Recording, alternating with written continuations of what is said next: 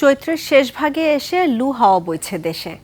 বিশেষ করে উত্তর পশ্চিমাঞ্চলের জেলা চুয়াডাঙ্গায় তাপমাত্রা পারদ ছাড়িয়েছে 38.5 ডিগ্রি সেলসিয়াস।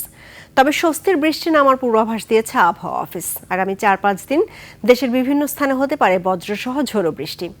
মানিক শিকদারের রিপোর্ট। নগদ নিয়ে এলো হার না মানা হার অফার। সর্বনিম্ন 10,000 টাকা রেমিটেন্স নগদে পাঠালে থাকছে স্বর্ণের হার জেতার সুযোগ।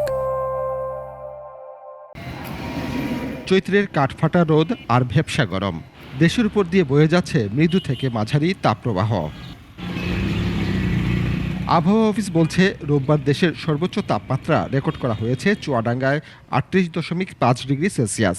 এছাড়া পাবনা, পটুয়াখালী, গোপালগঞ্জ ও টাঙ্গাইল সহ ঢাকা, খুলনা, বরিশাল ও রাজশাহী বিভাগের বেশ কিছু জেলায় বইছে লু হাওয়া। গরমে সবচেয়ে বেশি বিপাকে শ্রমজীবী মানুষ।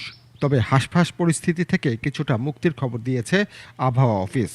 আগামী 24 ঘন্টায় দেশের বিভিন্ন স্থানে দমকা হাওয়াসহ বৃষ্টির সম্ভাবনা রয়েছে। 7 এবং 8 তারিখ দেশের বিভিন্ন অঞ্চলে এই সব বজ্র ঝড়ের ঘনঘটা বৃদ্ধি পাবে। বিদ্যমান তাপপ্রবাহ 1 থেকে 2 ডিগ্রি সেলসিয়াস, কোনো জায়গায় 2 থেকে 4 ডিগ্রি সেলসিয়াস কমে গিয়ে কিছুটা হলেও স্বস্তিদায়ক পরিস্থিতি তৈরি হতে পারে। বজ্রবৃষ্টির ফলে তাপমাত্রা কমলেও বজ্রপাতের ঝুঁকি ও শিলাবৃষ্টির আশঙ্কায় কৃষক ও সাধারণ মানুষকে নিরাপদ স্থানে থাকার পরামর্শ দেওয়া হয়েছে। যখনই আপনি বজ্রধ্বনি শুনবেন তখন মনে করতে হবে যে আপনি বজ্রপাত এরিয়ার মধ্যে আছেন। তখন দৌড়ে ঘরে যাবেন, ঘর সবচেয়ে নিরাপদ জায়গা। সর্বশেষ শব্দ শোনার পর আমরা ন্যূনতম 30 মিনিট ঘরে অপেক্ষা করব। বৃষ্টির স্থায়িত্ব কম থাকায় এ মাসে কয়েকটি তাপপ্রবাহের কবলে পড়তে পারে দেশ। এপ্রিল থেকে জুন পর্যন্ত 2 থেকে 8টি মৃদু ধরনের তাপপ্রবাহ বয়ে যেতে পারে।